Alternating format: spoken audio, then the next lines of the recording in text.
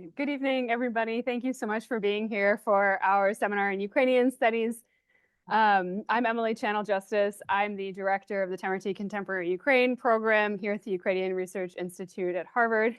Before I introduce our speaker, I do want to note today is Earth Day. We didn't do this on purpose. This is just sort of how the scheduling worked out. But how appropriate to have such an important book and such an important focus on environment and ecocide in particular on today. Well, we're all hopefully thinking a little bit about our impact on the world around us. For those of you who have been following Teacup over the past couple of years, you already know our speaker a little bit. She was a participant in the Teacup conference on Ecocide, which took place last February. Darya Tsymbalyuk is an assistant professor at the Department of Slavic Languages and Literatures and the Committee on Environment, Geography, and Urbanization at the University of Chicago. She's an interdisciplinary scholar working at the intersection of environmental humanities and artistic research, and her practice includes writing and image making. She is the author of Ecocide in Ukraine, The Environmental Costs of Russia's War, which came out with Polity Press in 2025. And this just a week ago, I think, received the 2026 Humanities Institute Book Award from Arizona State University. And in 2025, it also received the UNWLA Kovaliv Prize in Nonfiction and History. She has quite a few other publications that you can find online, but I also want to note that in 2020, I think this is 26 and not 3, she received the Mary Zirin Prize from the Association for Women in Slavic Studies. So if you will please join me in welcoming Darya Tsymbalyuk. Thank you so much. Thank you so much, Emily. Thank you so much, Kat and Megan and everybody who brought me here. Thank you so much to Professor Plokhy for recommending the book here on the cover. And thank you so much, HURI, for being this amazing, incredible space for conversations. And also a very inclusive space that allows the conversations to happen here in Harvard, but also then, allows everybody else to participate from abroad and across the States. And I think that's really important. And institutions don't always do that. And I really appreciate that. Yeah, so I'll give my little book talk, please, and then we'll take the Q&A. And what do I do? How do I get to the slide? Amazing. You should see it. Yeah, you can see in the book. Can I make it full screen somehow? Yeah, and I'll do this talk in a little bit of a kind of meta fashion, reflecting on how I came to write this book. My thinking process behind it. So it will not be very specific in terms of, if you want to know about specific environmental impacts, I might be able to answer that in the Q&A, but the presentation will not really consist of that. And I open all of my talks with promoting the work of Ukrainian Nature Conservation Group, which I feel like in this room, a lot of people probably know about them. Does everybody know? Or somebody doesn't know? It's an amazing initiative that was initiated by environmentalists, those who are working in nature reserves on the ground, but also academics who study the environment, who self-organized, as Ukrainians often do, as Emily's research demonstrates so wonderfully, and have this amazing organization that helps environmental protection in wartime, but also in general. And they, for example, were able to assist Askania Nova in 2022, which remains under occupation, the oldest nature reserve in Ukraine and one of the oldest nature reserves in the world that preserves steppe lands in Kherson Oblast. And as you know, remains under occupation. In 2022, Ukrainian Nature Conservation Group were able to help the reserve under occupation financially, which is something that, as a state institution, it was very difficult to facilitate. So organizations like this are really vital. I also know directly about people who were displaced, environmentalists who were displaced, who were also helped by Nature Conservation Group. And I know all of us are involved in media and donation campaigns already for Ukraine, but I also know sometimes with colleagues and friends, it's hard to convince them to donate to some causes and others. So if you have particularly dedicated environmentalists, please spread the word about the work of Ukrainian Nature Conservation Group, because they're really amazing. But also to use this moment, to think that I'll be talking about my book. I'm an environmental humanities scholar, but really I think of this book as a way to amplify the work of those on the ground. And I really want to stress how dangerous, especially environmental work is, and also how incredibly difficult in Ukraine. And environment was one of the spheres that was significantly underfunded in Ukraine already prior to the war, so prior to 2014. So if you think of the two most underfunded spheres, it would be environment and what else? And culture, exactly. So, there was not much money in the conservation and environmental protection. And of course, when we think of Ukraine, where would the majority of the budget go in terms of environment?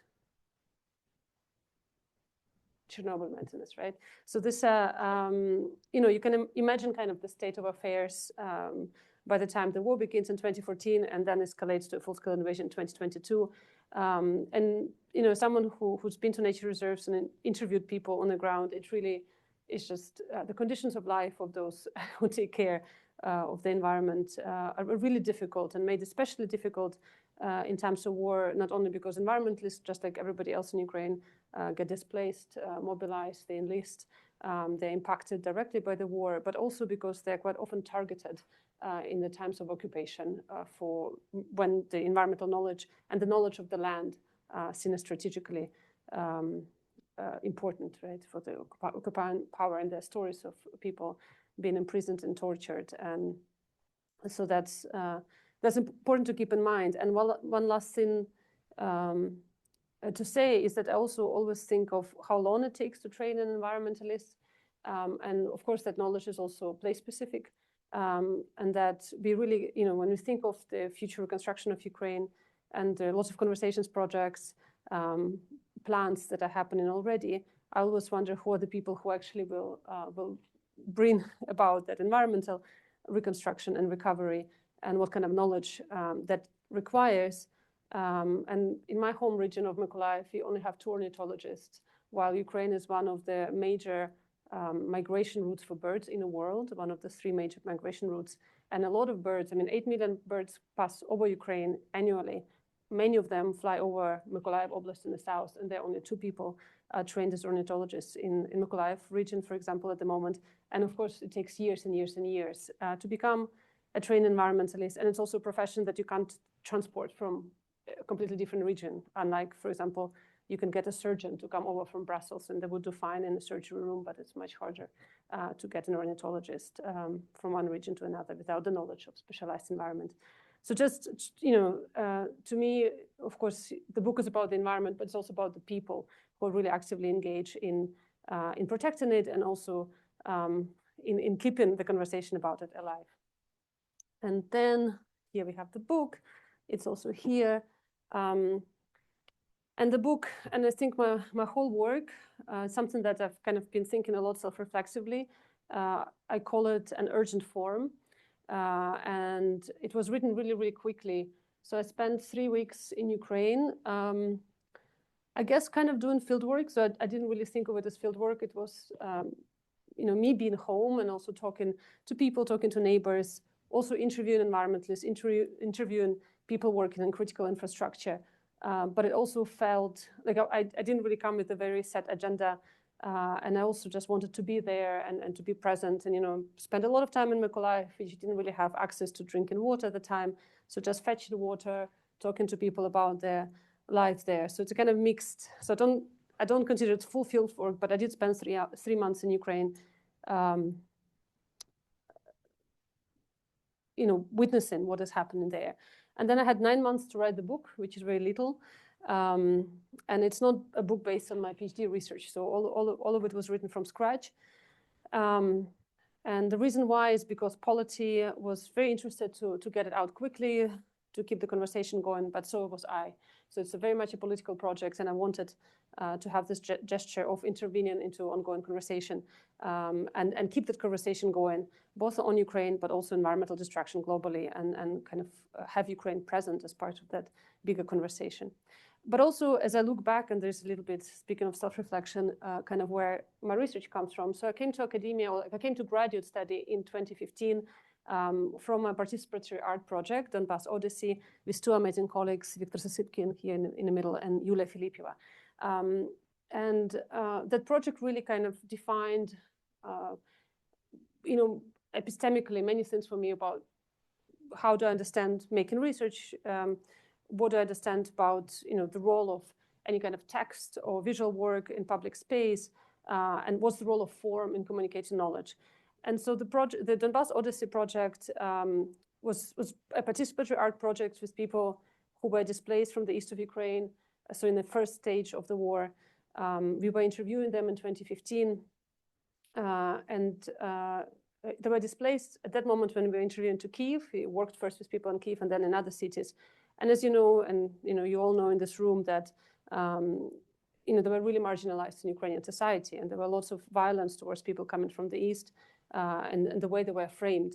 And also there was very little knowledge that we all had. I mean, I had never gone to the east until the start of the war, basically. So I only went later. So I had never seen Donetsk or Luhansk, only through the stories of my narrators. But I feel like we knew so very little, and we still know so very little. So there's very little knowledge about Mykolaiv, for example, in the south of Ukraine as well. And the conversation was so politicized and so dense, and it was very hard to kind of exit the tendencies to other and to kind of shift it and to be able to actually talk to as a person to a person. So in 2015, it was very important for us to create a space for a different kind of conversation and also to create it in public space. And so we interviewed people, and they drew this amazing map of their hometowns, once again, because people knew so little of how Luhansk looked like or Donetsk looked like if they were not from there. And of course, those maps, now looking back, you see how much the environment is present. So you see the steppe, you see the mound, you see all those trees. You see particular species that grow in the east of Ukraine. And at that point, this was not facilitated. I had no interest in the environment, and I wasn't, actively asking about those questions. This is something that people brought to my attention, and that remains very important. And people quite often ask me why to focus on the environment in times of war, why to focus on environment when human rights are at stakes, and there's so much suffering and human suffering and other issues that seem more urgent. But in fact, it's not that I come from an environmental background and I'm interested in it, but I arrived to this topic through the stories of displacement. And I feel like people who witnessed war and displacement, they're the ones who led me to this issue as significant to them and important in their articulation of their experiences. But what for me is also very important in this Donbas Odyssey project is that we went out into public space. So the first stage was in Kyiv, and we had this map plastered around Kyiv, and then only now realized how many amazing metal spaces are available in public space in Ukraine that you can just attach maps to. And it was really important for us not to have it in a gallery, not to have it in an institutional setting, because that always assumes a more kind of targeted audience, already engaged audience. So if you do it in an art gallery, people who are interested in art or culture, or people who are interested in the questions of displacement. But it was important for us to go and kind of meet passersby in the street and have conversations with them. And I feel like that was such a formative experience for me. So it's 2015, then I go do my master's, I do my PhD, following these topics and writing about displacement, end up writing about plants. Just even quickly, we did do kind of gallery settings later, but you can see how many plants people drew without me actually being actively interested in that then. But that idea of like what knowledge does, and that knowledge is supposed to create conversation and intervene in the ongoing conversation, but also about making something in short, kind of urgent, span of time, and having it going out into the public space. I think in very much the book here, in a very different form, pursues similar goals, written very quickly. And when I think, of my work in general, but this book as well, if it was a cooking recipe, and if you had to break it down, I feel like 90% of it is urgency. And it's urgency in response, to this ongoing destruction.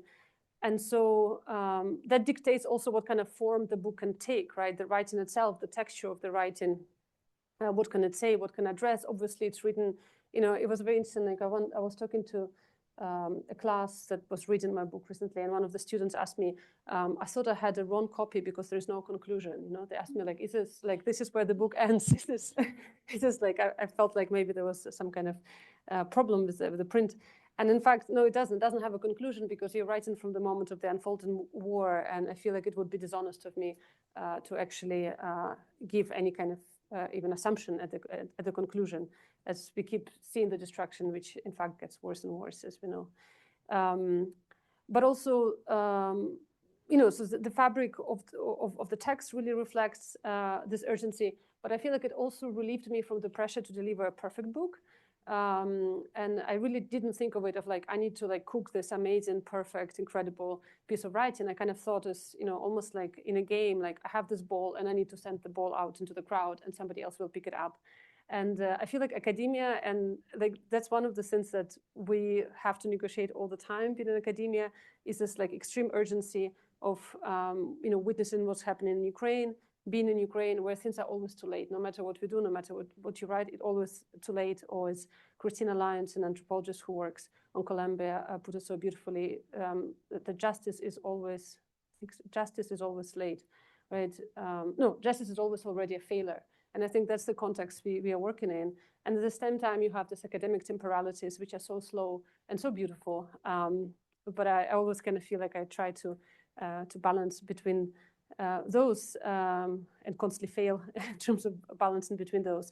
And so when we think of academic books, we think of them kind of taking maybe 11 years, 10 years of this amazing research, deep dive into the topic. And I really hope I'll write a book like that one day, because this is not the case. And in fact, it wasn't really a purpose of this book to be that kind of book. And I know that people will work on this topic and write better researched, more rigorous, more polished, more analytical books. And I'm really excited for that. But my hope was just to kind of continue the conversations that were happening in Ukraine and abroad, give them another push, and also maybe introduce it to readers who didn't think about it otherwise. So that's on the urgent kind of form of this writing. You can just appreciate how green all these maps. And then kind of thinking of how to approach this book, and I talk about it in terms of living worlds. And in fact, if I had to give it a title, I probably would call it along the lines of living worlds, which I'm glad that Polity didn't let me do, because I don't think anybody would read the book because it would be very obscure to them. But when I was writing it, I really wanted to, as much as possible in this kind of imperfect, urgent writing, to do justice to the vibrancy of Ukrainian worlds and the multiplicity of them. And these worlds, of course, are populated by humans, but also all kinds of animals, all kinds of plants.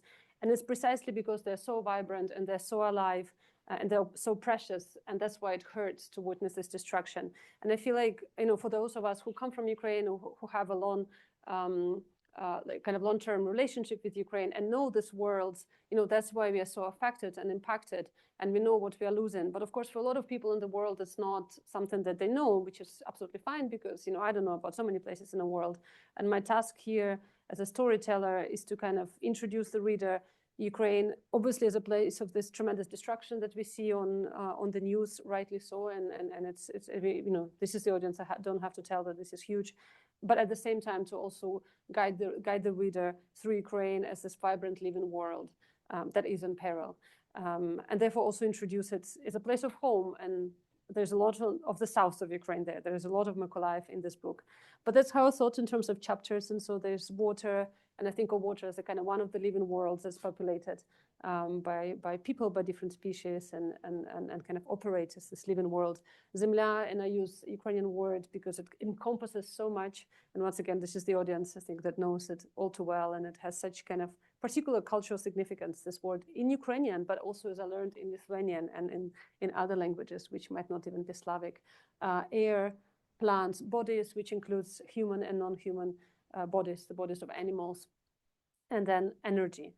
And yeah, to kind of really think of how to capture that in writing. And I think a lot of my attention was both about like learning a lot of species that populate this world. So I actually learned a lot about the environments that I grew up in, and I didn't know, and I'll come back to this, but also writing them actively in, thinking what are the species that actually make these worlds into what they are. And then I'll briefly go to data and sources, of course. And this book is a kind of also sees as a kind of intermediary archive, or like an archive in progress, because of course the war is unfolding, of the sources on environment, and 90% of them come from Ukraine, whether in English or Ukrainian. And it was really important for me to once again amplify and highlight the amazing work that is done by people on the ground, or by people who are engaged closely with Ukraine. As we know in this room, that work is quite often still remains invisible. And one of the kind of bright examples is this platform, Ukraine War Environmental Consequences Work Group. How many people have seen it before? There's some people, right? And it's an amazing initiative that comes from Ukrainian Nature Conservation Group, in which the experts, came together and decided to create this platform in which they can share the expert knowledge of the impact of the war, but not only the war and the environment. So what happens in Ukraine environmentally, and that also includes, for example, illegal logging and other things that might not be directly war related. And because there is a lack of knowledge and lack of understanding, the environmentalists themselves, they created the platform and they post in English as well. And these are very accessible pieces, very short, accessible pieces that provide this, informed perspective of what is going on. And I really don't see it referenced much. And whenever I see an article on environment, whether New York Times or BBC or other media, I haven't actually seen a single time that it was referenced. I'm sure it exists, but I haven't come across when this resource is engaged, which is really sad, because it's an amazing resource that is made specifically for this purpose, to be engaged in this knowledge making. So really kind of how to amplify this work, but also thinking of the diversity of sources. So I rely on environmental reports that are there, and there's some amazing ones despite the war kind of ongoing and the difficulty of collecting data and of conducting any kind of research, the access even to a lot of places that we don't have. But I also rely a lot on media reports and journalist reports. And I feel like in academia, we never think of journalistic work as knowledge making. It's, but I believe it is a different kind of knowledge making. It's different from academic knowledge making, but it's still, the journalists quite often are the first people who actually document that something happened and create this knowledge for us about that event. And following some of the regional newspapers in Ukraine, you kind of notice the people who do write on environment.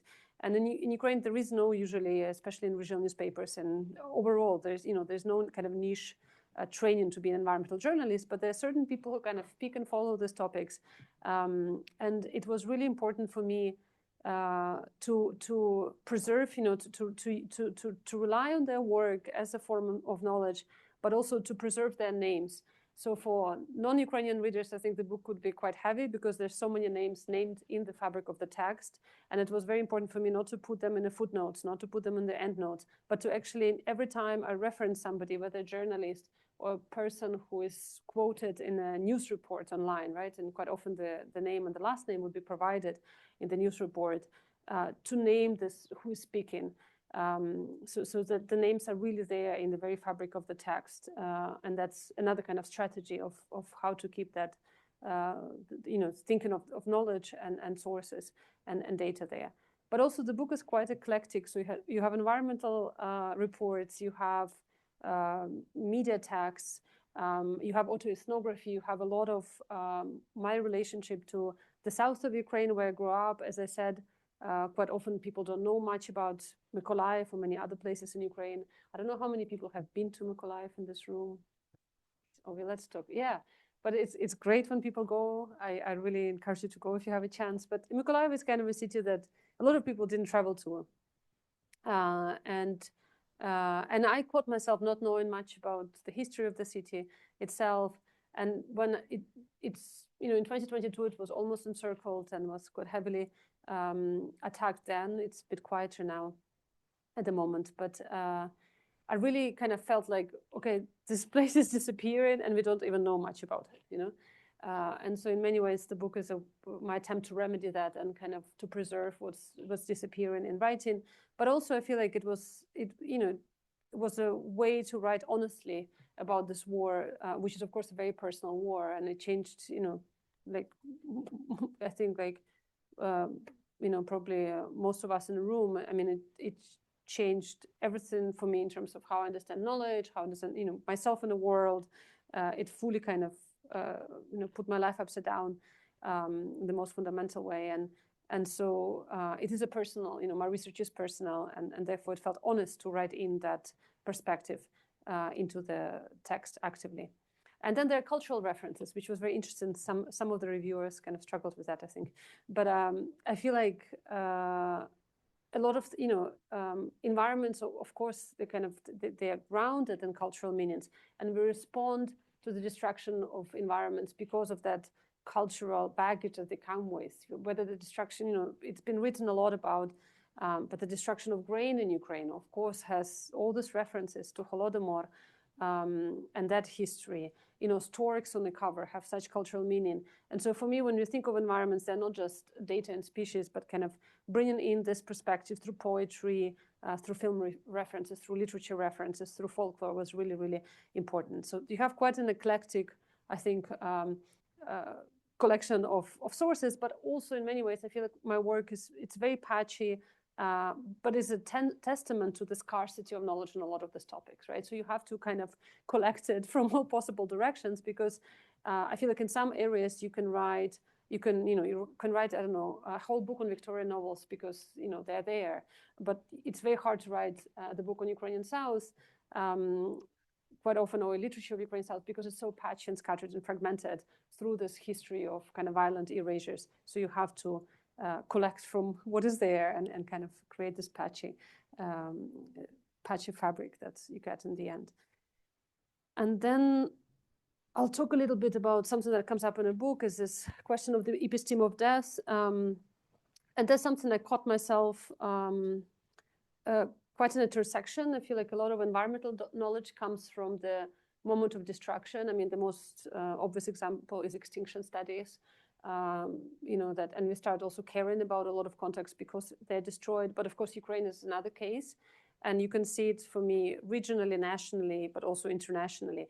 I mean, regionally, post-2014, there were so many incredible initiatives and focus and investment into the culture of the east of Ukraine, and that came precisely because the region was under attack. Last year I was in Kyiv. There was an incredible exhibition, Mistecki Arsenal in Kherson. Hopefully some of you have seen it, and that's precisely because Kherson is now under attack, but we couldn't have imagined an exhibition on Kherson in Mistecki Arsenal 10 years ago, right? So with this waves of destruction, I feel like we run and we try to respond, and as just like me with my hometown of Mykolaiv, try to kind of compensate almost in response to that destruction. But also in many ways, I understand, like me coming to academia, me coming to those projects, working on the war, me sitting here, today is also a product of that moment of destruction and the attention, which I quite often call the morbid spotlight that certain regions, but also Ukraine overall gets through this frame of the war. And it's a question for me, to which extent, like what does it mean to make knowledge or to be engaged in knowledge-making practices in this moment? And what is my relationship to knowledge when it's kind of constantly framed through this image of death and destruction? But also, I realized, as I said, like lots of these things I was learning about, I only learned about because they were getting destroyed. And one of the examples I have in the book is this list by the Ukrainian Nature Conservation Group, whom I opened with. Remembered. And it's a list of the 20 species, which was published in 2022, of the 20 species of plants on the brink of extinction. Has anybody seen it? No. It was published in 2022, and I remember looking at it, and I realized that it doesn't really tell me anything. I mean, the names of plants, most of these plants, I mean, the names of some common plants, like Voloshka, which is, what's in English? I always forget, cornflower, right? So it's a type, so it's kind of a species of cornflower. And yet this particular species I have never encountered and probably will never encounter in my life, because first of all, they were so endangered already by processes of industrialization, monoculture, agriculture, urbanization. So they were already disappearing. And then, of course, the war is the last straw. But I remember looking at this list and feeling quite alienated. And at the same time, kind of curious to actually know what are these plants which are going to disappear. So I looked them up. And you get usually I didn't bring today, but I do have the Red Book of Endangered Species with me actually on the road as well. But you get a paragraph of how tall is this plant, when does it blossom, but it's not much kind of engaging in terms of information. And sometimes, I think in some colonial contexts, and you get these books of, botanical illustration, which doesn't really exist in the Ukrainian context, or in some other context, you get this amazing storytelling, indigenous storytelling about plants, which in Ukraine exists, but not about this particular plant. So there's very So I feel like I only learned about them because of like disappearing, but also there was so little I could actually find and discover, and it made me really sad. But it also kind of testified to this question of, that my knowledge does come from this moment of death, so this episteme of death. And that's one of the plants there that was documented by state emergency services in Mykolaiv. It grows, it's a type of cornflower, Voloshka pervina perlina. It grows only in 2 places in the world, right outside Mykolaiv. And it was portrayed by the state emergency services after an explosion there. And I did actually manage to see it in real life in 2023, which was very, very special. And I'm happy to talk about that. And then the book has Ecocide in the title. But for those of you who are very interested in ecocide and its legal aspects, I have to say it now that the book doesn't really address it. So just to warn you. And in many ways, it's the title was agreed upon in conversation with Polity. But also, what's very interesting, I just finished teaching a course on ecocide at the University of Chicago in winter, and we made this amazing zine, which I brought to show around. This is just, I'm very proud of the work that my students did. And I finished teaching this course, and only in the first seminar, I realized that majority of my students didn't know what the word ecocide is, and in fact, that's why that so few people sign up for it. And I was like, great, I should have known this 3 or 4 weeks ago, but it was like really obscure for them, which is interesting because, of course, it's a concept that emerges here in the context of Vietnam War, right? So it comes from, the term itself was coined in the US, but obviously not talked much about in US as much as it is in Ukraine. But it was a true learning experience because it really demonstrated to me to which extent this word became part of the public conversation in Ukraine, and the gap between, what happened, like the conversation in Ukraine and here in the States, right? Even in places like University of Chicago, where people are quite often engaged and the students are very engaged in a lot of environmental questions. But in Ukraine, it's really exited now the legal and kind of environmental spheres, and people talk about ecocide. You don't have to have kind of specific, environmental knowledge to be engaged in the discourse. And I did witness it. And in the book, I write about a woman on a train who was talking about a particular species being endangered, and it lost its very specific kind of legal aspect in the public discourse, and we can talk about it a bit more. And it kind of used to designate environmental destruction. But I think it still has this element that it's important for us to understand this environmental destruction as a crime, and therefore to think of it that there is a possibility of justice, right? And we have to fight for justice.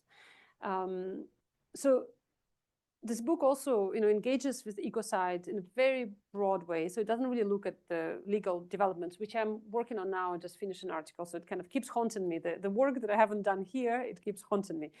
But what I was also interested in is less the legal cases, which are many in Ukraine and which are really painstakingly worked on, and it's incredible work that people are doing. But I was more interested in kind of thinking of that experience of witnessing, documenting ecocide, and really in the shift of meanings that environmental destruction causes. And what I realized as well that the war, to an extent, and when looked upon environmentally, what we understand about the war to very, very, very different degrees. So I really don't want to make a comparison there, but the war displaces everybody. And it displaces everybody from those networks of relation to the space around them, to the perception of safety and also accessibility to a lot of places. So of course you cannot compare, people who lost everything and were displaced to different towns and villages. But even if you stayed in the same place, and the forest becomes mined, the water is profoundly contaminated, it's dangerous to go. The sky is the place where death comes these days, so the meaning of the sky shifts. So that relationship in terms of meaning and relationship to space is really profoundly altered. And what I was really interested in the book is how that witnessing and that shift in relationship is articulated in the most kind of mundane and trivial moments and people's relationship to their surroundings, which wouldn't be investigated as ecocide cases, but nevertheless testify to this kind of experience of environmental destruction that everybody in Ukraine, to an extent, undergoes through. And one of the sorry. And this is the zine. I'll come back to it maybe. And like one of the kind of big examples for me that I also briefly address in the book and I think a lot about is, of course, shelter belts, right? And I just took this picture on a bus from Kyiv to Mykolaiv, and that's such for me a view of the south of Ukraine. Is this line of trees on the horizon, which were parts in Ukraine. There's longer history of them, but a lot of them were planted as during. Sorry for the picture of Stalin here, but the Great Transformation Plan of Nature, and you can see Ukraine there on that map and where the shelter belts were planted. I mean, really all over Ukraine.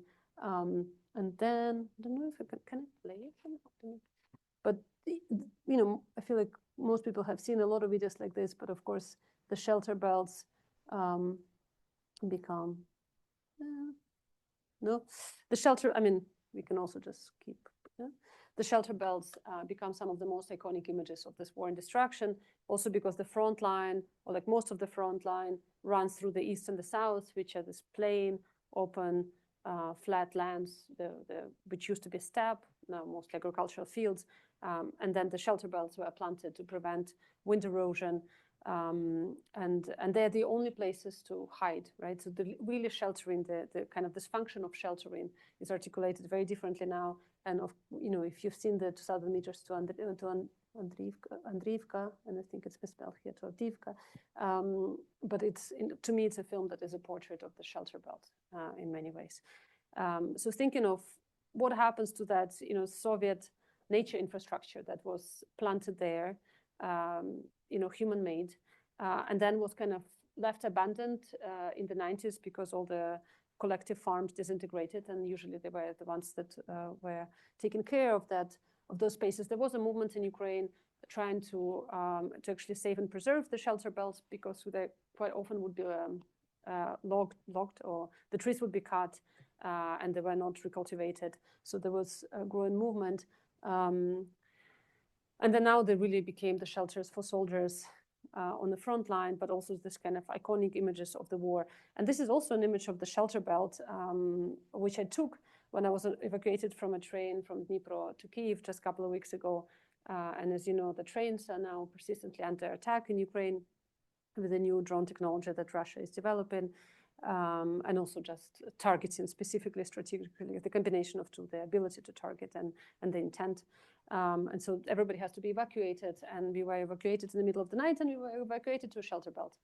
So we were hanging out there, and I was also kind of thinking of to which extent that shelter belt is a shelter.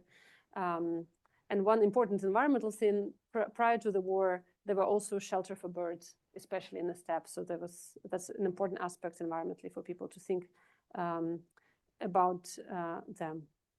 So how that meaning really changes. And I have this quote by Andrei Plyha, who is an environmentalist currently in the armed forces. There's a little bit, I'll read it here. It's a beautiful quote, which he posted on his Facebook. Everything human that exists in a war huddles to the shelter belts, their home, a shelter, their rest, safety, and hope. Never before was the life of humans integrated so closely with the kilometers of linear plantings. It's a very beautiful quote.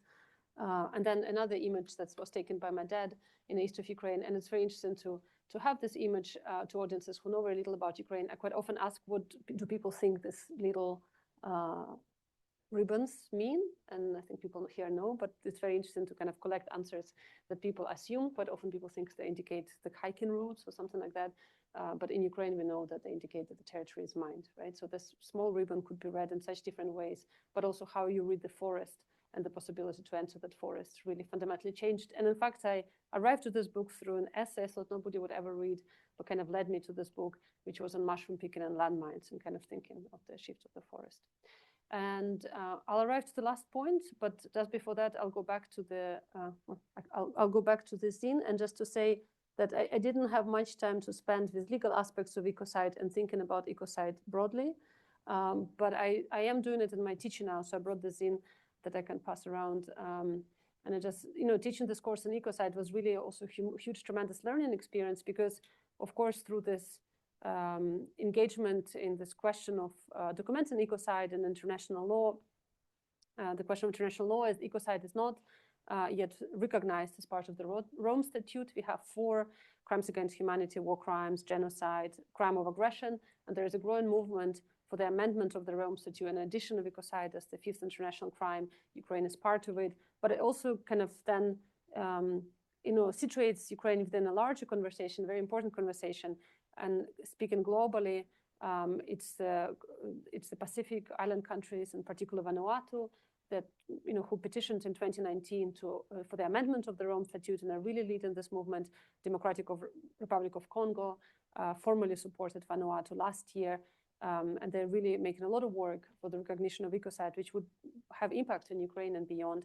And Ukraine, because it has a domestic in the domestic legal code, the Article 441 does also this investigation.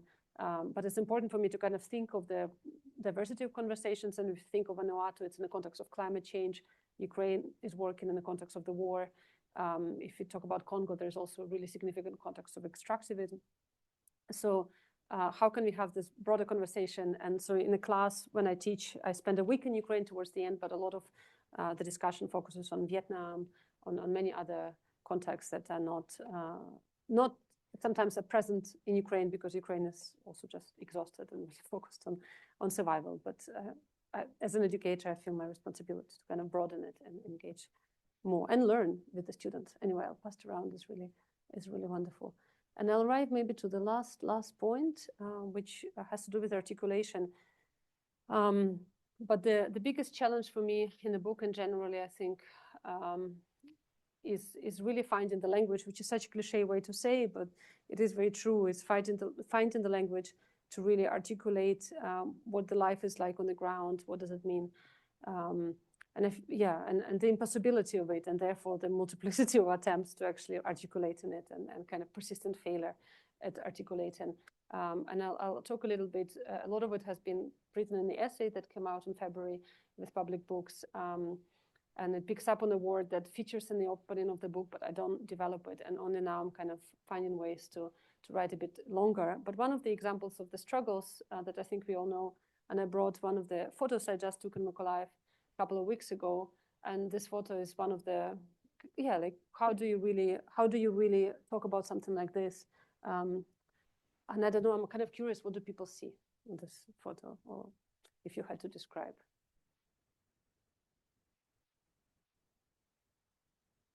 If you had to do the description for social media in verbal, what does it represent? Bombed out apartment building. Yeah. Thank you so much. What else? There's no right or wrong with description. I feel like we can all. The building's almost like hollowed out. Yeah. Just like a shell, basically. Yeah. This is something else in addition to the building. I would say sadness and hope. Doesn't matter how much destruction, things still stay up, and they won't be able to put everything down. Super interesting. What else? The mosaic in the background. Yeah, there's a mosaic. Okay, maybe on the screen it's not. It's better seen there. The details better on So here goes. Maybe that's images are so tricky. The tree's kind of starting to come in bud. Yeah, so there's the tree. There are also some little plants growing, and this is a hotel and a supermarket. That's the ATB supermarket that was bombed in 2022. It's a new growth in the ruin or something. There's new growth. What else? And there are people, right? Do you see the people? Mm-hmm. There are teenagers hanging out in this ruin.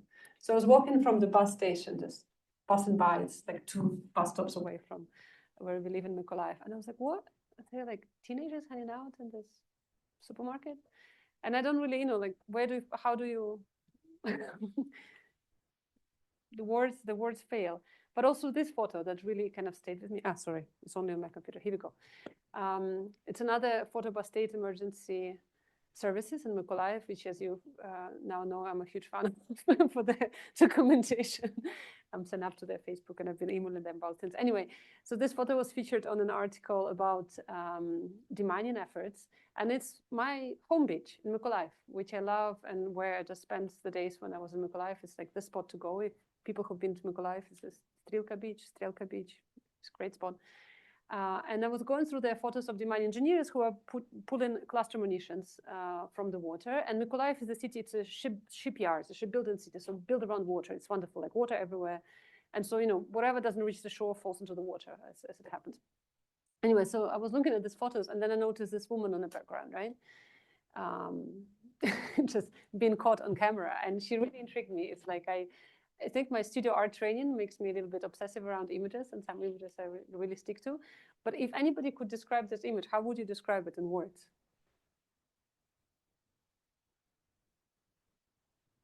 Kind of incongruous. Like if the diver wasn't there, like it would just look like this, like someone enjoying the beach. It's like the two things shouldn't really go together. Yeah. Yeah. I think what strikes me is just the contrast between the context you just gave and like the vividness of the colors and just the beauty of the scenery. Yeah, no, it's a great beach. Yeah. It's like synthesized, but I look at it as risk and relaxation. Yeah. Ukrainian good word for firism. Yeah, well, you see, like all of those, though, like I think the complexity. I mean, and that's what I struggle with. And this is really unintentional. I think she was. I mean, that's shown. You know, she's almost at the edge. And somebody asked me if it's a stage photo. Like American propaganda used to make the stage photo of people swimming. I think in Marshall Islands. So I don't remember exactly. So I think Professor Brown would know better than me, but. And it's not staged because she clearly didn't intend to be in the picture, and she kind of like caught, you know, like she's literally exiting the frame. I'm very interested in this gesture of, and that's why I think of articulation also as the bodily articulation, like the articulation of the joints of kind of this figure, the presence of the figure in space. So yeah, and it wasn't like, you know, she wasn't foreground, and so just kind of one of the pictures that happened to be in that whole collection. I should have brought the whole collection of the Thimanian engineers. But I'm really interested in like finding the language. You know, do we frame it as, you know, resistance, relaxation? Do we frame it as, you know, pofihism, which would be kind of like she doesn't care anymore? You know, I mean, and both of them are loaded interpretations of her motivations to go into the water, right? Do we frame her as like I can enjoy and you know, go swim, which my mom does, you know, and I did last summer, or is it also because like and then when we frame it this way, what do we do with the fact that maybe there are no other options? You know, the people like they can't leave this place, they can't go somewhere else. You know, it's super hot. The climate change affects everywhere. The war doesn't stop it. You know, in the south of Ukraine, the temperatures are so high, they keep rising up. And when I was there in summer, it's like boiling, like the grass is burned, it's like really boiling, and people go into the water. They've gone into the water after Kakhovka was flushed down that river because, you know, what else are you going to do? So for me, like, how do you really find the language to address that complexity of living in that place without romanticizing it and without really diminishing the decisions and the agency of people? I mean, I don't really love the word agency, but, you know, what moves the people to make certain decisions and enjoy themselves. And, you know, in 2023, when I was there right after Kakhovka, neither my mom nor me didn't swim. And people did swim still. So we would sit on the beach, watch other people swimming, and it was very interesting, you know, why they swim and be kind of afraid to go swim.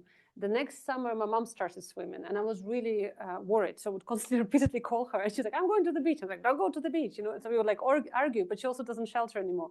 But these conversations, and she was so happy. She's like, I had the best time at the beach. It's so wonderful. It's my highlight of my summer. So she was very happy. But I was like being abroad and going absolutely crazy. And this last summer, I went to be swim together, right? So like, what does it do in terms of your relationship also to the space? It's really difficult, and I really struggle. And this is where I'll end with, and it comes from that essay. So if you read the essay, it's going to be a bit of repetition. But I hope we can play this video. I hope it does play. I really hope it does play. But it does.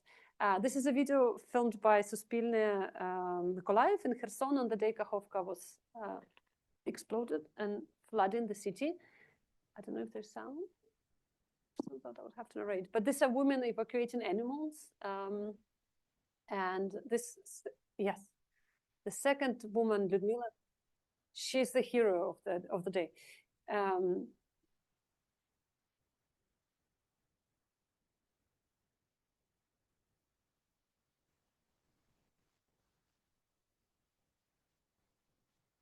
we can stop here, right? But we see Ludmila, and you know, she's asked if she would be. She says, you know, you can fish in my home. Everything is floating. Everything is swimming. And she's asked if she's going to be evacuated. And she's like, no, we'll not go anywhere from our home. Perabudemo, everything will pass and we'll be okay. We'll be okay, right? And so she uses this word perabudemo that, just like with images, I got really obsessed over and stuck with because I think it's also a very peculiar word in Ukrainian. So perabudemo means literally in Ukrainian.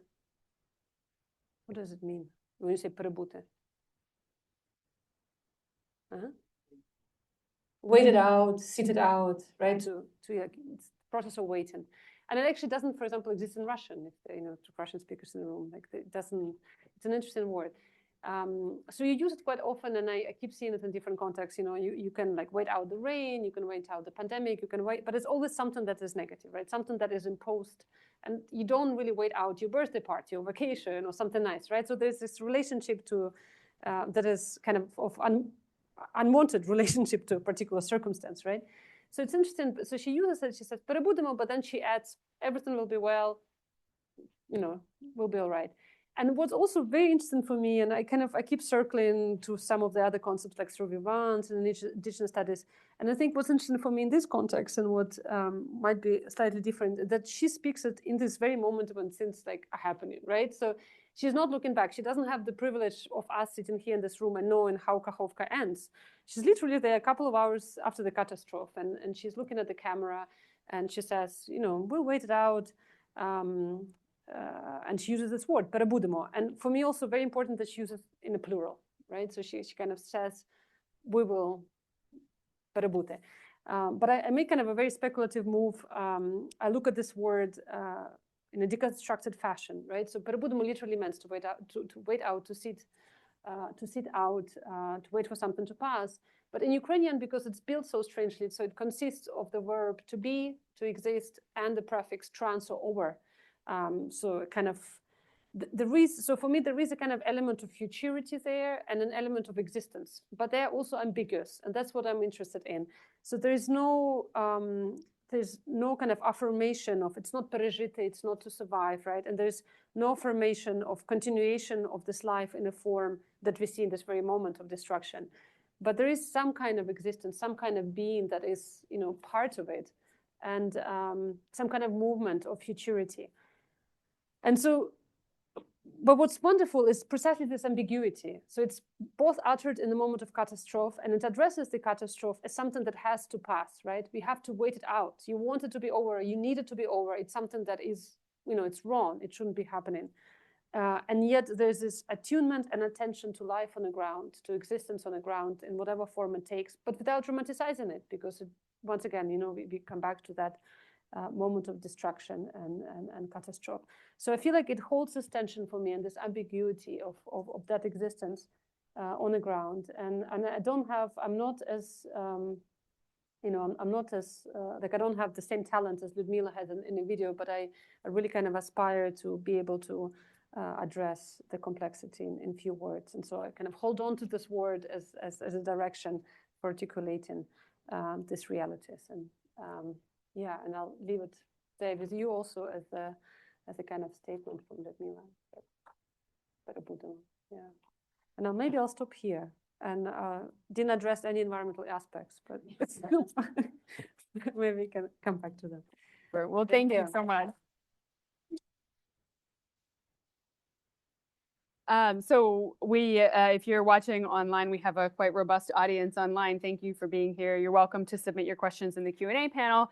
And while everyone's thinking about the question, I'll just say, I should have said this from the beginning, that this is truly a fabulous book. It's my experience of reading it was also thinking about how in-depth you thought through these questions and problems and this huge extent of sources, different kinds of information that you brought together. And yet it doesn't read like an academic book. It's in fact pulling on all of your senses in a way that makes you pause a lot and think about how you are in the environment that's around you. And I think that this is it's a really special experience to read, especially when you're also talking about things that are clearly deeply upsetting and traumatizing. And I think you've done a really phenomenal job. And I'm glad you stepped outside of that very typical kind of academic writing. I think if you also know folks who don't want to read a ton of theory and a ton of huge statistics, I definitely recommend this book. And so you did address, I wanted to ask you a lot about those sources, but I want to ask maybe a little bit more about this like sense aspect of it, because I think this is something for people who don't necessarily place themselves in the study of the environment as this, object that they're approaching from some certain framework. that was really what stuck out to me as a reader was the senses of looking around and seeing something that reflected in the text, or thinking about smells. That's something that triggers memories, but is also clearly grounded in the environment. I think when I was reading about when the chapter about air opens up and you talk about the sky being dangerous, you can't help but kind of look up and think about it. There were so many parts of this, and that's really personal, right? That's a really personal experience, but it's also very universal. So maybe you can talk a little bit about how senses kind of framed your approach to some of these ways of addressing the really complex and challenging and kind of structural questions that you talk about in the book. Thank you so much. That's such a great question. Yeah, in many ways, I think, and that's why I go back to my work, the kind of formative work in participatory art, and then in graduate work on questions of displacement, because I end up interviewing people and talking a lot about plants, and plants, of course, the sensorial is what comes in our interaction with plants, and smells play such a huge role there. And there's something I was thinking a lot about the steppe.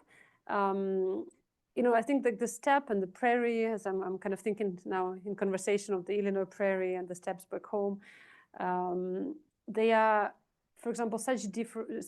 For some reason, like people have difficulty of visualizing those spaces, and they're not seen as scenic as mountains or forests or hills, and that affected the way we also think and care for those places, right? But and the gaze really defined the steppe places or the prairie places as emptied or emptiness and through the flatness, and that played a really kind of tragic role in the way those landscapes have been kind of modified. But being in the steppe, I really realized that it's not really a visual experience. It's first of all, for example, olfactory experience. You really have to smell the steppe. And so if you do have a chance to go to a steppe or prairie, it's really kind of overwhelming experience of smell. And in the steppes of the south of Ukraine, it's also, of course, the movement towards it, because you have to bend if you want to smell. So it's very interesting to kind of relationship to earth that, that's articulated through that smell, and that, I just found myself mostly falling to the ground, being kind of very curious about all the plants that I've seen there.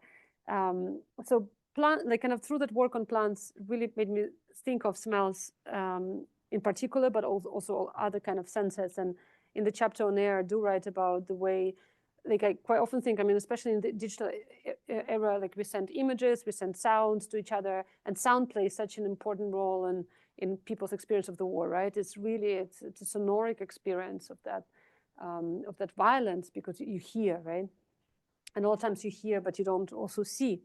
But smell you cannot send. So it's something you cannot send, and yet it's the most kind of one of the senses that really immediately transports you. And I know it because I have sometimes this absolute craving for mugwort or wormwood, artemisia, red pauline, which is grass I know from my childhood. And I wish I could smell it. And remember when I did arrive to Illinois, I saw it, I was so happy. And just this experience of smell it. And just recently I was in Penn State, and there was the lilac blossoming, Buzok, and that's something I don't see much. And I just go, and I'm just and you immediately you travel through that the sense of smell.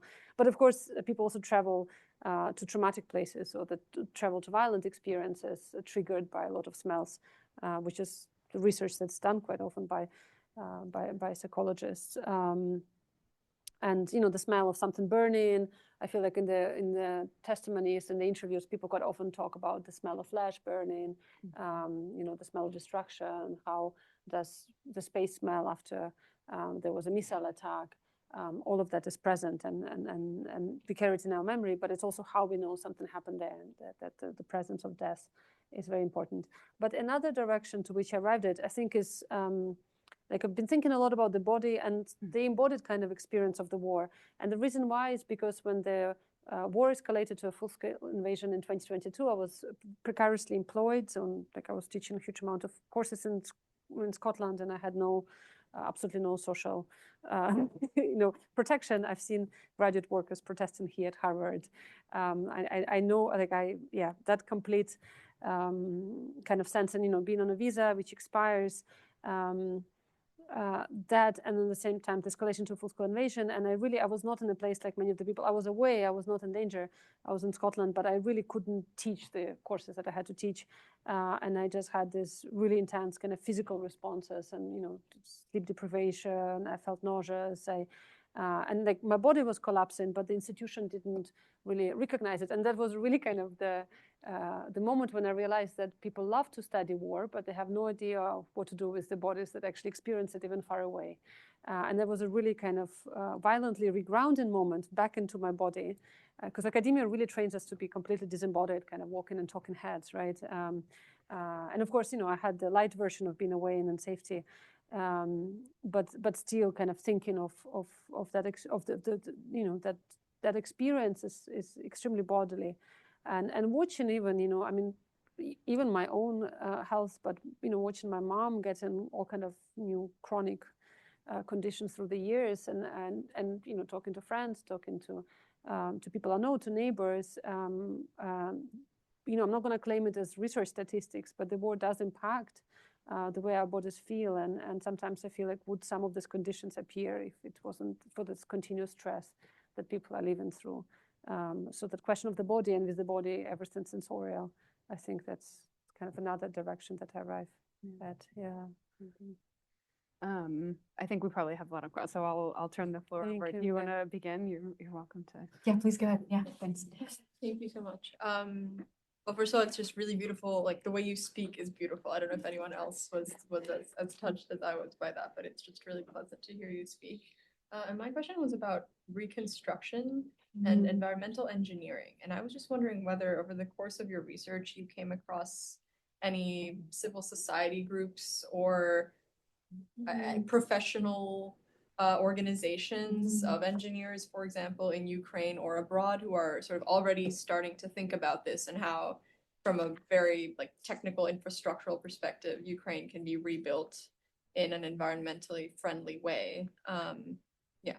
Thank you so much. And thanks so much. Nobody ever told me that I speak beautifully. As a non-native speaker, I always feel like I have 10 words that I try to just reshuffle. It's like limited tools so it's really, and I actually feel at the limits of language constantly for many reasons, but one of them is as not, not feeling comfortable in any language at this moment. But I think a lot, because reconstruction is already ongoing, right? The people really reconstruct homes, they fix them, they build new things. And I think all the people involved in the process of reconstruction, or many of them, I'm not saying everybody, but a lot of initiatives already thinking of how they rebuild greener. And the number, I wouldn't know all of the organizations, but the number of actors, both from kind of foreign organizations such as GIZ, I think that does a lot on the ground. The German, I don't know the full name of GIZ. Who knows the full name of GIZ? Yeah, but the way they work on even engineering water systems and thinking through that. Environmentally speaking, I think the environmental organization that brings together a lot of the conversation from the nature parks to water pipes is EcoAction. I think they're the biggest environmental organization in Ukraine, Ecodia. And they've had this conversation before 2022 and thinking about green energy, and they continued this conversation. And we had Anna Ackerman here last year, Teacup. I didn't know this is the short version. It's so cute. Teacup last year. So they're doing an amazing amount of work and working with communities as well, and kind of envisioning and helping them to envision what would the green rebuilding look like. But a lot. I've met people. I was talking to a Czech humanitarian organization, people in need, who also engage in thinking of how to rebuild greener. So I think there's a lot happening. And there is a conversation, a bigger conversation on the national level on this big rebuilding conferences, though they're a bit tricky. And that's another question in terms of how the reconstruction will actually happen. And unfortunately, I don't think we have good examples from war contexts in which the reconstruction was just. I think quite often is a scramble by the building corporations, etc., to get a piece of that.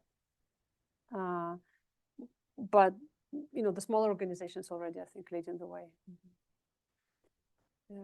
I was going to add also the videos from the Teacup conference, including Darya's panel, but also a panel on reconstruction, are online. That's from 2025, so it is reflecting on some of the earlier processes, but that could potentially some of the folks there, like Anna, were actually are working with Yeah. Ecocide, and there's others as well. So if you want to go back to that, we can share the link. And also just get involved with that. I mean, we definitely need a lot of environmental engineers. I think that's, Yeah. would be grateful.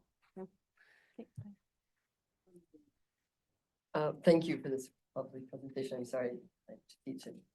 Maybe you already addressed this, but this term ecocide, you said you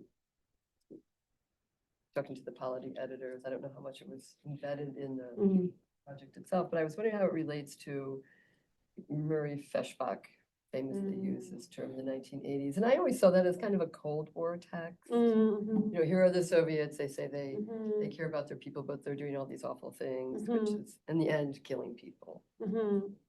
So, you know, far outside of a war situation or really anything, you know, sort of genocide, to be genocide, it has to be deliberate, it has to be premeditated. Obviously the Soviets weren't doing that, they were just screwing up.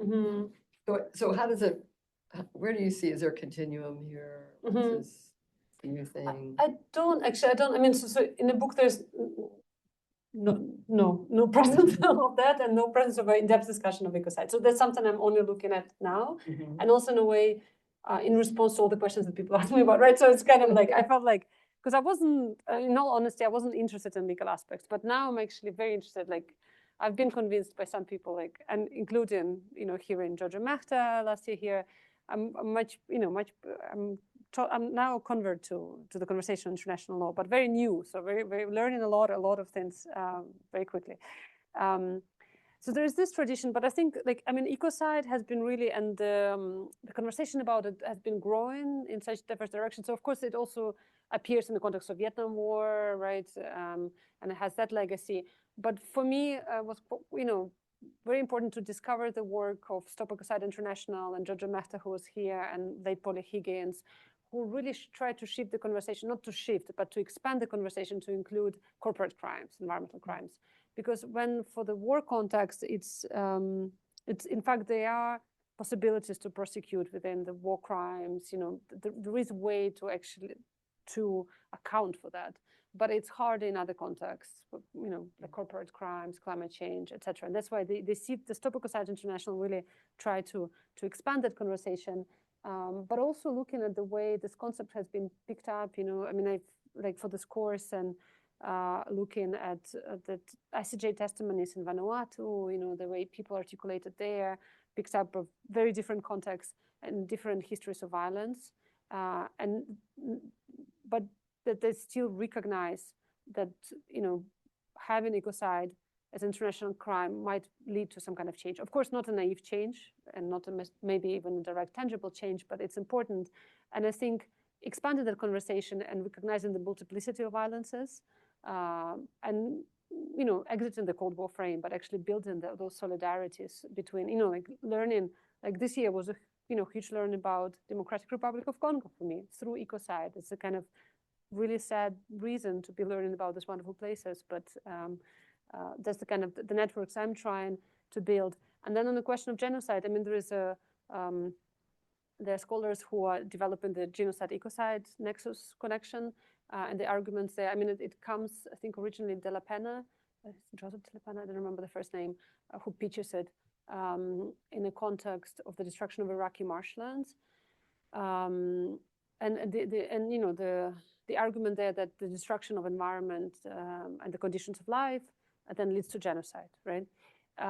That's the link being made. For me, like, going back to like Stop Ecocide International, the way they articulate the relationship to intent is important. And I think, if I'm not wrong, I'm not gonna say it because there will be people who know better.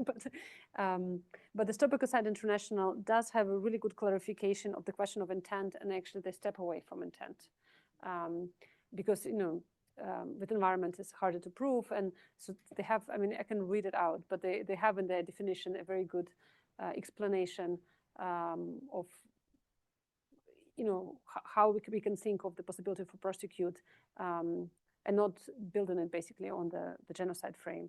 And Philip Sands, the amazing international lawyer, he also says the ecocide would operate it's kind of in political terms, it sounds like genocide, but actually the structure of the thinking about the law is very different than anyway.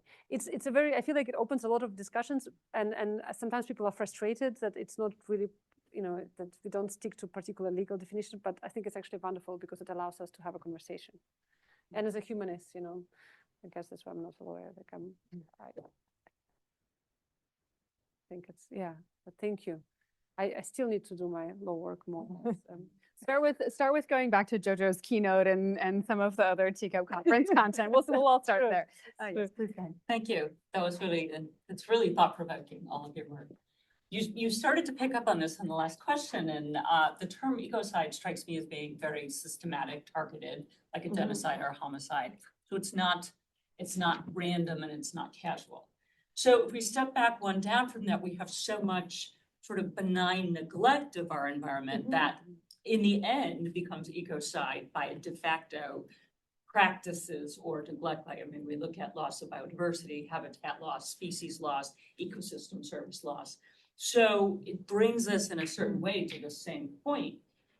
And my question to you is, through all of this, ecocide seems to be, how can I say, the end result of a foreign enemy type of action.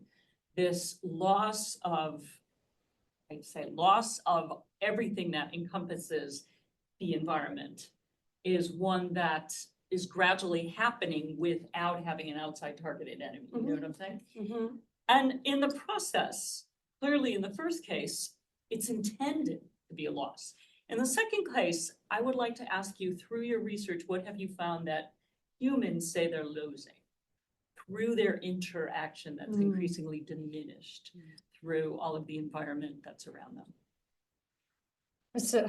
No, I'll try to answer, and if I don't, please make me clarify something that maybe I didn't get. I think this question, and that's actually in fact something that environmentalists are quite often frustrated in Ukraine with, or the impression that I got from them, that in Ukraine, so, because obviously all those things are also very political, and ecocide discourse appears in addressing the violence that Russia causes, but there's very little conversation or not enough conversation in terms of the domestic destruction of the environment, right? And that the justice, like extractivism didn't go anywhere. In fact, war opens doors for more extractivist projects, including mining, and logging, et cetera, et cetera, et cetera. So it's interesting, like there is criticism of like what does the circulation of the term and then the active use of it by anybody from like by the state like actually do in terms of the possibility of then prosecuting different crimes in the future, and to whom would be this Article 441 applied? That's one of the questions, right? That I think is there. And the other question is the intended loss, and also even how do we calculate the loss? And there's also criticism. I mean, it's interesting. There are all these numbers put on, the species loss or the destruction. Like, how do you calculate financially? Because the question is reparations and financial reparations. But then, if you think about the loss of the species, like how much would you give, for the disappearance of this entire species? I mean, it's a really, I think these are very difficult conversations, and I find, and people quite often ask me about that, like financial aspects. And I think my blessing, and goes back to the question of law as a humanist, that I'm not actually focusing on that, but I'm trying to shift the conversation back further to that symbolic loss as well. That is, the loss of landscapes, the access to them, the ability to conduct life as people used to. And as I mentioned, I arrived to this book through this article on mushroom picking, a short essay, 800 words essay on mushroom picking that I really thought nobody would A, publish, and B, read. And I was really interested in mushroom picking, and I'm sure lots of people here are mushroom pickers, but I'm from the steppe, so I don't really know much about mushrooms. But I was interested in these cultures of people reading the forest differently when they go pick mushrooms, because they understand the relationship between tree species and certain mushrooms, between weather conditions and appearance of certain mushrooms. So I feel like mushroom pickers have all this forest knowledge that I definitely don't have. And so I was very interested, in this cultural knowledge that is not seen as cultural knowledge in Ukraine, because it's, it is seen by certain people, but majority of people it's taken for granted in a way. It's something that people know. They don't necessarily, they don't have to go and do a course like in Norway to be able to become a mushroom picker. It's something they learn from their childhood. But of course, that practice was really and remains endangered in a lot of regions of Ukraine because it's lethal to go to the forest in a lot of places. There are lots of interests of people picking mushrooms, right? So I don't know if people would necessarily articulate that in terms of environmental laws, but there are interviews with people who are saying, I went to the forest and I stepped on a landmine and now I don't go to the forest anymore because I'm afraid. Or people don't go because they're afraid and they haven't had injuries, but they heard of somebody. So for me, it's a question, how does that relationship to the place change? How that practice changes? How does access, and both, people go for provision. I mean, people collect mushrooms for fun, but they also sell them, they cook them, the different ways, that mushrooms are then used. And even this experience of going to the forest. So one of the questions I ask here is then actually trying to trace that multiplicity of losses, some of them more visible, and some of them maybe are not even articulated always to ourselves, Like one thing I caught myself going back to Ukraine, like I caught myself like I really, and in general, like I feel like through this experience of loss, I really kind of experience places much more tangibly, like viscerally, and whenever I cross over Ukraine, I mean, I think probably people in Ukraine, I think that those of us who come from abroad are just completely losing it. But I really want to touch everything, I was like, I want to touch these trees. They exist, I want this tree is there, right? Like it's almost like, oh, it exists. It's still there, which is of course because I don't live there. It's a kind of structures my perception of those places. But I do feel that I'm just so incredibly lucky that I can go to my hometown, that it's not occupied, it's not fully destroyed, and I can sit there on the beach. Like it's really an overwhelming feeling of knowing that it's still there. Yeah, not even permanence, but it's still there. It's there. And I really, and I understand. I mean, it's such a tremendous actually privilege to be able to return home. Which I understand actually, I think even most, like half of Ukrainians don't have money. And how many other people in the world? I mean, with all the borders and everything,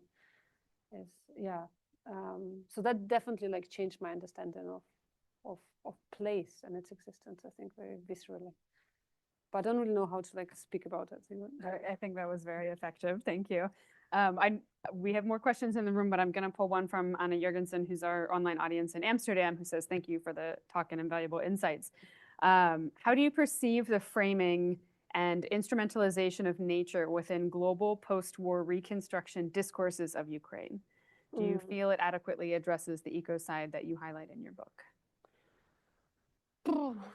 I mean, of course, there's a lot of frustration, I think, the way it's framed, but in general, nature is constantly instrumentalized, whether by, nation states and imaginaries or, you name it, right? I mean, I feel like I instrumentalize nature too in my writing and discourse. So it's there, but it doesn't, for me, it doesn't necessarily undermine the work of environmentalists and the work of environmental humanists, but actually make it more urgent, right? And I think it is important. One of the things, and it's kind of a growing, and one of the books I brought, it's actually an early book on ecofeminism in Ukraine from 2008 by Katarina Karpenko, but I carried some books with me to Harvard, but and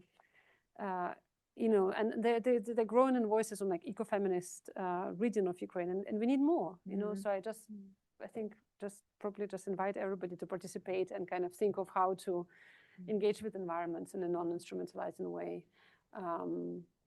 But similarly, I think of this tendency similar to the way I think about feminism. Feminism is so diverse, and there are feminists that are exclusive towards other people, but it doesn't undermine the work of critical feminism and the movement itself. So I would say, and the more diverse is the conversation, the richer it is, and I just hope more people take part. Yeah, I don't know if that's the answer, but I think so.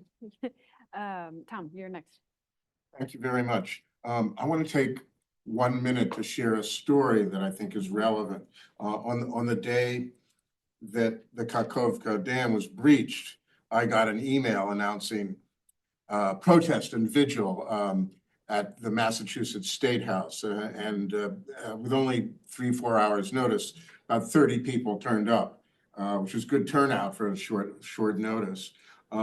And the person who was sort of the leader was an undergraduate student from another university around here. She owns her own bullhorn, which is a sign of commitment, I think. And she had a little script that she used as part of the protest. Given the location at a busy intersection, the light changed and there's a new audience every 2 minutes for her. But this was very difficult for her. I think her family had, close personal history, like a summer home on the shore of the lake or something like that. And it was very emotional for her. There were tears in her eyes throughout, and I'm sure her heart was breaking. But she got the message out. It was very effective because with the changing of the light, the audience changed. And so several hundred Americans heard about Ukrainian ducks, among other things, but also the phrase ecocide in Ukraine. And I think it was one of the bravest things I can remember seeing. She's a brilliant activist with a great future. But we're separated by an ocean and several seas. But I think this is part of the story too. So thanks very much for listening. That's such a wonderful story. Thank you. And it reminds me, in addition to Ecocide course, I taught course on modern Ukrainian culture. And of course, we go through the revolution, right? The revolutions in 1990, the Orange Revolution, the Maidan Revolution. And I feel like the students, at least at UChicago, like with all the collapse of the world in multiple directions, it's hard to be optimistic or hopeful, right? But then covering these revolutions, and Emily works, which shows also so wonderfully, this is students who make the change, right? And I keep reminding them that these are not professors, they're not engineers, this is all started, and this change was brought about by students. And that really actually gives hope. Puts a lot of pressure and responsibility. But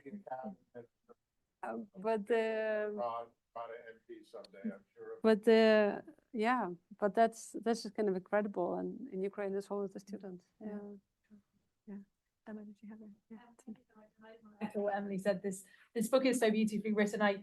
Because of the time frame, we can tell it came from a sense of urgency, but I really don't feel like it feels rushed in the prose. Like you really so effectively made me feel like I was in these places with you sometimes, the way you talked about your hometown with such love. So thank you so much for that. I'm interested in, I'd like to ask you to share a little bit more about the nature of environmental activism in Ukraine during wartime. You talked a little bit how a lot of these roles are really very localized, right? So, and also from the stories in the book, I imagine that a lot of environmental activism is very closely tied to specific areas of land or environments. But then at the same time, we have these kind of coordinated responses and efforts to you shared a couple with them with us today. So I just wondered if you could talk a little bit about this kind of dynamic of activism as the local and these kind of broader networks. That's a great question. I'm also not like a huge expert in all the activist groups and how that is developing. But in general, I see really kind of an increase as engagement. And I was in Dnipro maybe now 3 weeks ago, and they, for example, they just opened a green hub, a community space. And I was talking about the book, and they came to the book, and it was so exciting. And they were just advertising grants for the environmental engagement, particularly in the south and east of Ukraine. But it just emerged, and they were really enthusiastic. So places open, new places emerged. All the initiatives keep working. In my hometown, the work is very, very difficult because, once again, people are displaced, mobilized, killed quite often. So there is a lack. I feel like there's there's a profound lack of people in all spheres in Ukraine, and it's very difficult. I've seen one of the environmental activists in my hometown briefly when we ran into each other when I was there, and I think they're just busy and overwhelmed. There's so much that they're trying to cover, and because the environmental concerns are mounting, so it's there's the war and there's the climate change, and then there is just like extractivist practices and the wrong decisions of the municipality in the city of like cutting trees and et cetera, et cetera. And they're trying to address all of it. And I think the resources are overstretched. And it's difficult. It's difficult. I've also, I didn't bring to US because I was like, I don't know if I can carry that, but there's an anarchist environmental zine that I have at home that was just published. So they, you know, they kind of, the environmental thinking develops from very different also political takes, I think, in Ukraine, but it's difficult. And my impression in general that Ukraine is extremely vibrant and people are thinking and talking and interested and planning. I mean, I was just saying, like in Dnipro, I was like, I listened on a whole day organized by Dnipro Center for Contemporary Culture on strategic planning of the imagining cultural landscape of the city that involved municipal workers, you know, librarians, NGOs, artists. It was a tremendous day. It was such a privilege to listen and, you know, people thinking about the future. But at the same time, I feel like, you know, you're in this, like, in terms of full-scale invasion, it's 5th year. And from the start of the war is like my math is like, it's like what, 12th year, right? So you feel the exhaustion. And so that's something also I feel like I don't take for granted that all this amazing effort that people are doing on top of that survival that they also have to do. So it's hard. I think it's hard. But I would, yeah, I'm not really like, I can't give you a full picture of what happens in terms of environmental activism. But I think it's also just simmering into the debates in general. Like people, you know, it used to be very kind of like its own thing, but I feel like it's addressed now in art exhibitions and like people are thinking about environment beyond the traditional kind of environmentalist circles in that sense. I'll pull one more question online and then we'll end with you, Sandra. So Ryan, who really appreciates your mushroom picking contributions as well, he has a really global question. In a world where ecosystems are borderless and plants and animals don't recognize the boundaries of states, how do we understand the responsibility of other international powers to respond to the environmental destruction caused by Russia's war in Ukraine? Furthermore, what does the current response reveal about the limits of the international concern? Such a great question. Yeah, no, of course. And actually, like here, this is my moment. It's the first time I can actually address it with Scott Brown in the room, but I always refer back to your research in Chernobyl, and I give that story of the one you end the book with, the blueberries being discovered on the US-Canadian border. Though somebody told me it makes for a negative, so when I shared, it's like, oh, it portrays Ukraine. This is a scary place. But it is true, right, that those berries that traveled all the way from the Chernobyl zone here. And that's something people, and you do it so brilliantly that people don't, they think it's far away, but it's here. It's here. And you know, and it's the work of scholars, activists to actually trace those connections and see how they are, how we're related. I was talking to somebody yesterday, I was talking about the growth of AI and the need of aluminium. That's one of the resources.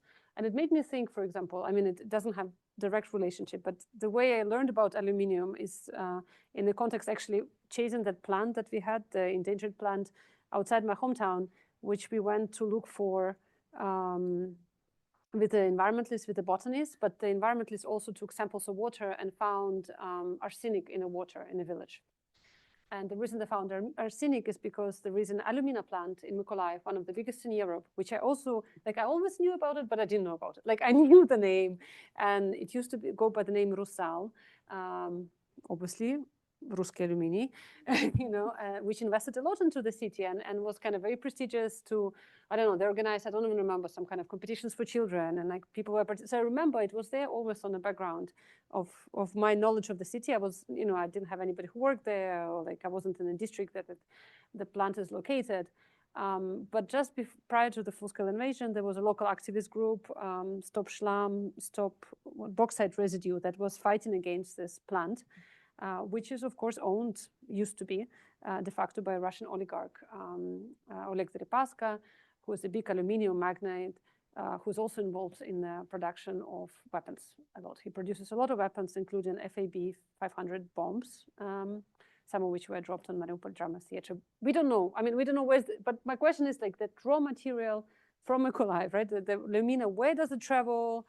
Where it ends up, how, you know, and thinking about alumina and those chains, you know, they are intentionally quite often obscured.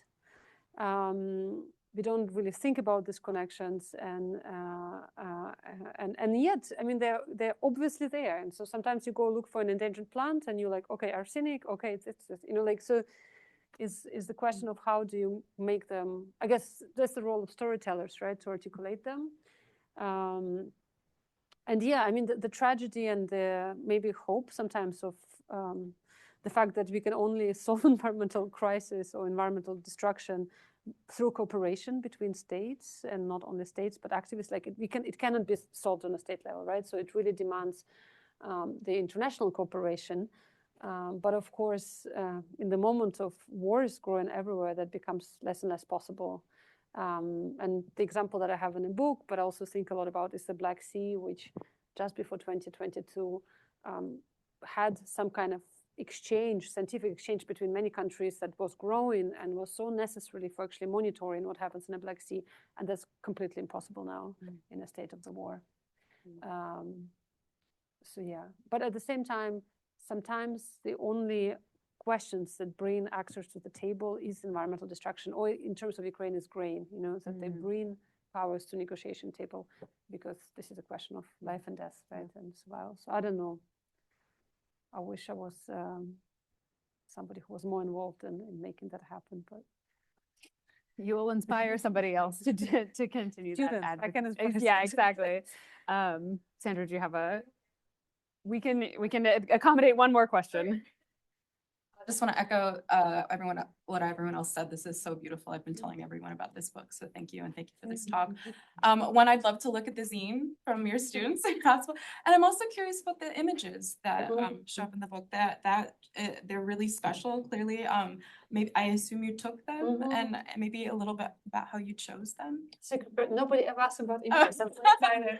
I mean, this is not my image on the cover, but I really wanted this image in particular.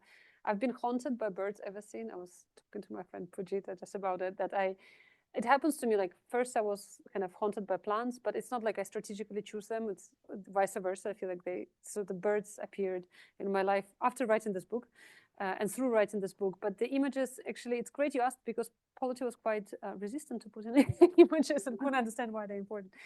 But they are important. I mean, I make images and I think a lot of images. I think my writing is actually trying to write images. I mean, we tested today the possibility of describing images, and that's how I feel about writing, which is probably the legacy of my studio art degree, but also the legacy, or like the kind of the outcome of me not feeling fully comfortable in any of the languages. So I write in English, I'm actively forgetting Russian. I speak Ukrainian, but I didn't study in Ukrainian. So my Ukrainian is also very, like all of my languages have like 10 words in them, right, that I try to reshuffle. But I also think images just work differently from some forms of text, particularly from academic texts. And if you think of academic texts, it operates on this argumentative logic, right? You have to have an argument, and there's a certain form of linearity that it should have.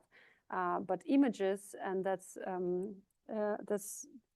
a concept by Lucy. Oh my God, Lucy! What's Lucy's last name?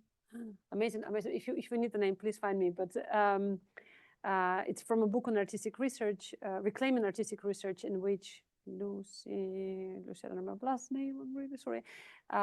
Talks about associative logic of artistic research, right? And Lucy Cotter, thank you so much. Yeah, it's a great book. It's a great book of interviews. But the associative logic of images, which allows you, thinking operates differently when we kind of think through artistic research and through images. And I feel like in my writing, I try to imitate that in words to a certain degree. But that's why also images are so important to me, and they don't have a direct relation to the text, but maybe they open this other little pocket, which is not articulated. Yeah.